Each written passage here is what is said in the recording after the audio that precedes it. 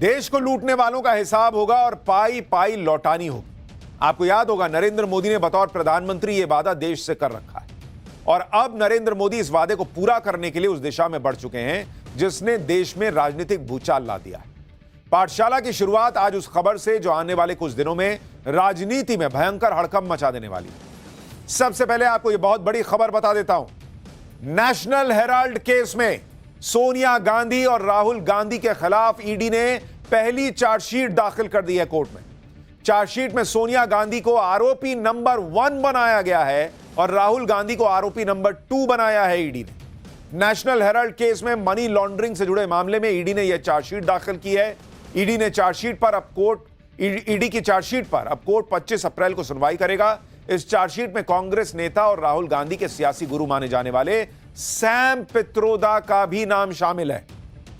जैसे ही यह खबर आई कि ईडी ने अपनी चार्जशीट में सोनिया गांधी और राहुल गांधी को आरोपी बनाया है, वैसे ही पूरा इकोसिस्टम एक्टिव हो गया। इधर ईडी का एक्शन हुआ, उधर नरेंद्र मोदी के राज में संविधान खतरे में है, देश खतरे में है, विपक्ष की ईडी सीबीआई से डराया जा रहा है। ये सारे पुराने नैरेटिव फिर से बाहर आ गए। नेशनल हेराल्ड केस में सोनिया गांधी और राहुल गांधी का नाम आने के बाद से कैसे सियासी बवाल मच गया है। क्या सोनिया गांधी और राहुल गांधी को अब जेल जाना ही होगा?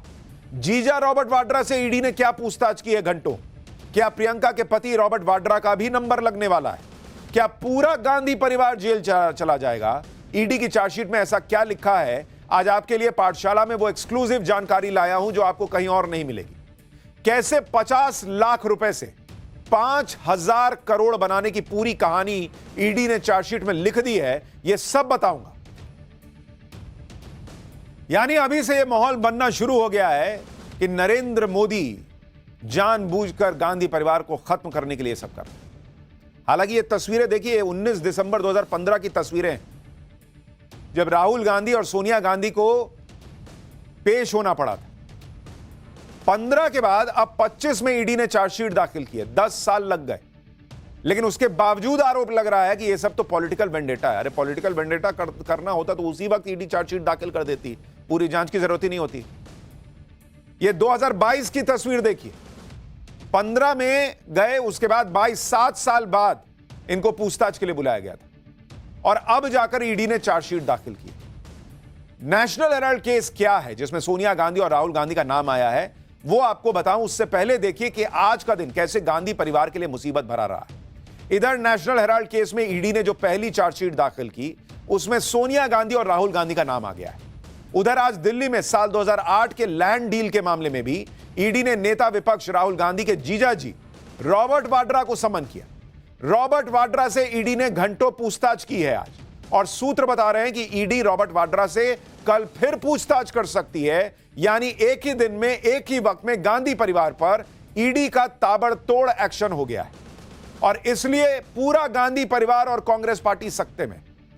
ईडी ने सोनिया राहुल के खिलाफ चार्जशीट दाखिल की तो पूरी कांग्रेस भड़क गई है और अभी इस वक्त बड़ी खबर यह आ रही है कि कांग्रेस कल देश भर में विरोध प्रदर्शन करेगी। ईडी की चार्जशीट के खिलाफ कांग्रेस प्रदर्शन करने वाली है। ईडी कार्यालयों के बाहर प्रदर्शन करेगी कांग्रेस।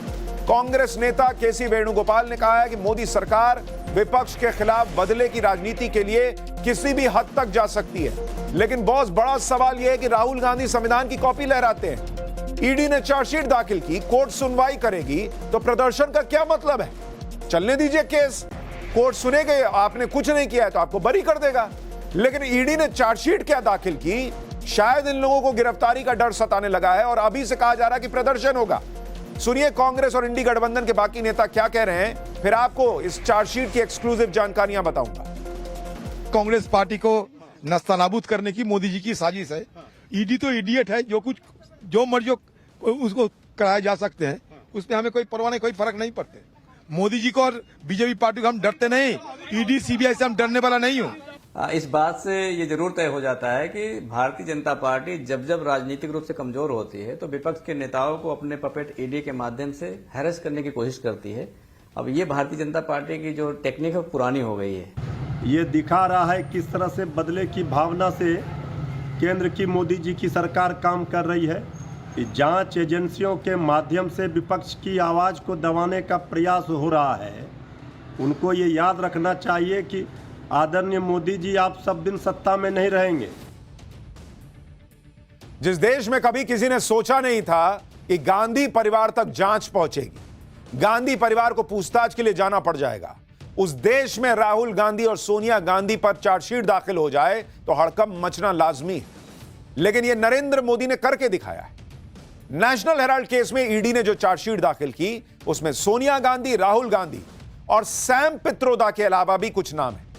कुल 7 आरोपी हैं इस चार्जशीट में, जिसमें सोनिया गांधी और राहुल गांधी का नाम टॉप पर है। बॉस, ईडी की चार्जशीट की पहली एक्सक्लूसिव जानकारी आज आपके सामने रखने जा रहा हूं।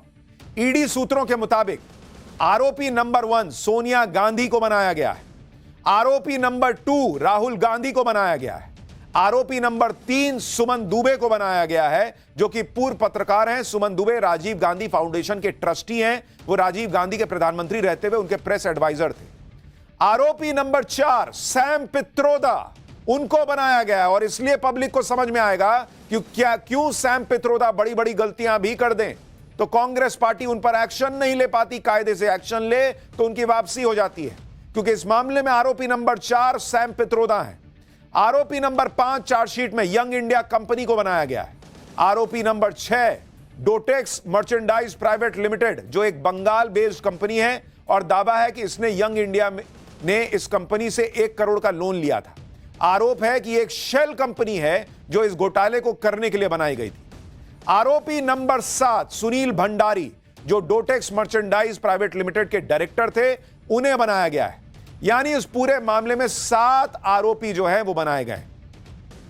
आगे आपको ईडी की चार्जशीट की कुछ और बड़ी और एक्सक्लूसिव जानकारियां बताने वाला हूं, लेकिन उससे पहले आपको यह याद दिला दूं कि यह नेशनल हेराल्ड केस क्या है, जिसमें सोनिया गांधी और राहुल गांधी के खिलाफ चार्जशीट दाखिल की गई। अगर नेशनल हेराल्ड केस को एक लाइन में समझना हो तो ऐसे समझिए कि 5,000 करोड़ की संपत्ति को मात्र 50 लाख रुपए में हथियाने का आरोप। दरअसल साल 1937 में नेहरू और उनके कुछ साथियों ने मिलकर एसोसिएट जर्नल लिमिटेड नाम की कंपनी बनाई। यह कंपनी नेशनल हेराल्ड नाम से अखबार प्रकाशित करती थी, इसलिए कई शहरों में सस्ते दाम पर इसे जमीनें मिल गई। 2008 में जब नेशनल हेराल्ड छापने वाली कंपनी एजेएल कर्ज में डूब गई, तो डूबने से पहले तक कांग्रेस पार्टी एजेएल को 90 करोड़ रुपए का कर्ज बिना ब्याज के दे चुकी थी।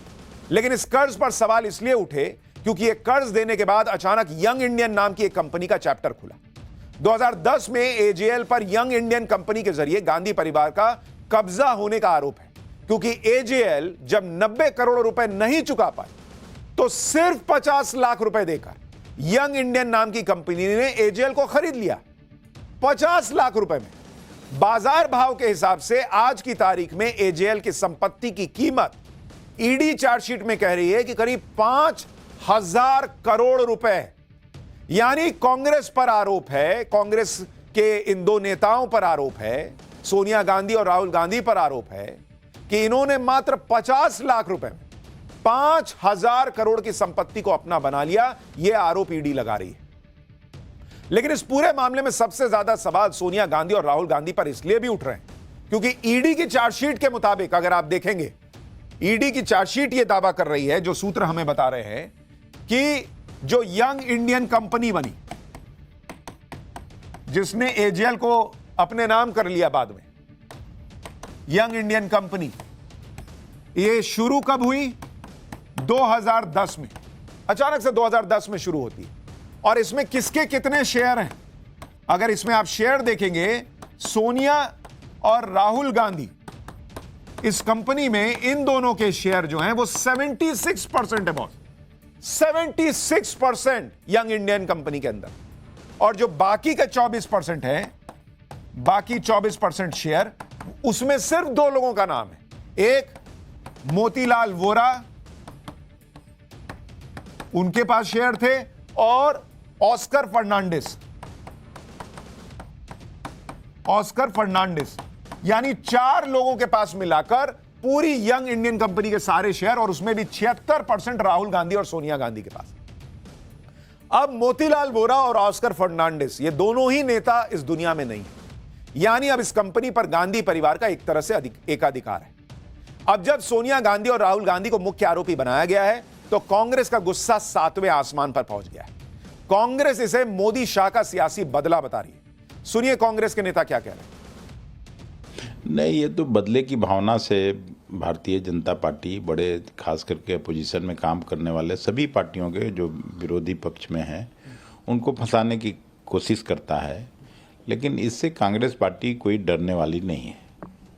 ये जो लोग भी करें, कांग्रेस पार्टी इससे दबाव में आने वाली नहीं है। इस पर आपका क्या फर्क पड़ता है? मेरा नेता डरता नहीं है, वो छाती सीना चौड़ा करके मोदी जी के सामने खड़ा होके बोलता है।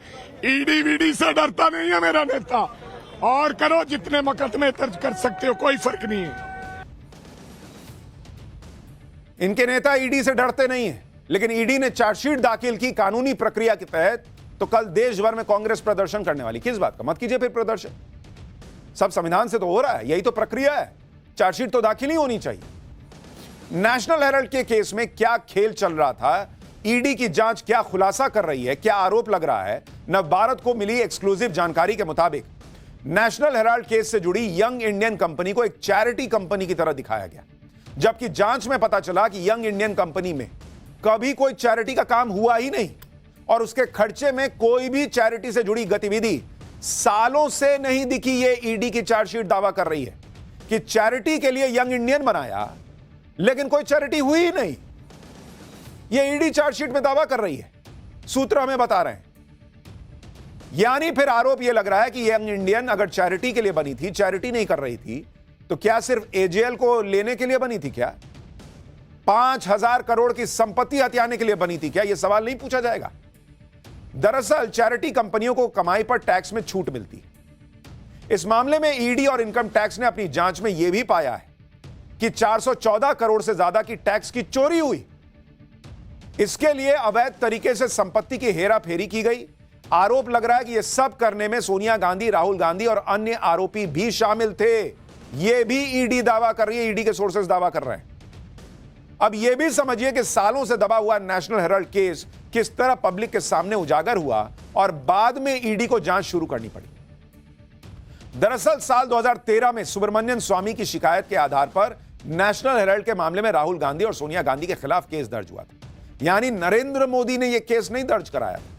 इसके कुछ महीने बाद जून 2014 में अदालत ने सोनिया और राहुल गांधी को अदालत में समन किया, लेकिन दिसंबर 2015 में पटियाला हाउस कोर्ट ने सोनिया गांधी और राहुल गांधी समेत दूसरे आरोपियों को नियमित जमानत दे दी।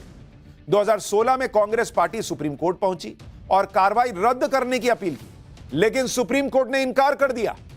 जून 2022 में सोनिया गांधी और राहुल गांधी को ईडी ने हाजिर होने का नोटिस भेजा था और उनसे पूछताछ भी की थी। राहुल गांधी और सोनिया गांधी के खिलाफ ईडी ने जिस केस में चार्जशीट सबमिट की है, उस केस को सुब्रमण्यम स्वामी ने दाखिल किया। ईडी की चार्जशीट पर वो सुब्रमण्यम स्वामी क्या कह रहे हैं वो भी आपको बताता हूं। उन्होंने ट्वीट किया और लिखा कि ईडी को पहले ही सोनिया और राहुल गांधी को गिरफ्तार कर लेना चाहिए, क्योंकि पीएमएलए की धारा 19 के मुताबिक पहले अभियुक्तों यानी सोनिया, राहुल और सैम पित्रोदा को गिरफ्तार किया जाना चाहिए। क्या सोनिया राहुल की गिरफ्तारी पीएम मोदी ने रोकी थी? अगर ऐसा है तो पीएम मोदी को भी गिरफ्तार किया जाना चाहिए। ये आजकल नरेंद्र मोदी से काफी खफा रहते हैं कई मामलों से, तो उसमें वो नरेंद्र मोदी को भी ले आए। कांग्रेस कह रही है कि मोदी फंसा रहे हैं, ये कह रहे हैं कि मोदी अरेस्ट नहीं होने दे रहे हैं। दोनों तरफ से नरेंद्र मोदी को घेर लिया है लोगों ने। लेकिन सच यह है कि यह पूरा मामला 2013 से शुरू होकर 2025 में जो कानूनी प्रक्रिया है उसके तहत आगे बढ़ रहा है। नेशनल हेराल्ड केस में सोनिया गांधी और राहुल गांधी पर जो नई मुसीबत आई है, उसके संकेत कुछ दिन पहले ही मिल गए थे। 12 अप्रैल 2025 को जांच के दौरान ईडी ने कुर्क संपत्तियों को जब्त करने की कार्रवाई शुरू कर दी थी। ईडी ने दिल्ली, लखनऊ और मुंबई में 661 करोड़ रुपए की अचल संपत्तियों को कब्जे में लेने के लिए नोटिस जारी किया। दिल्ली के हेराल्ड हाउस, मुंबई के बांद्रा और लखनऊ में एजेएल की बिल्डिंग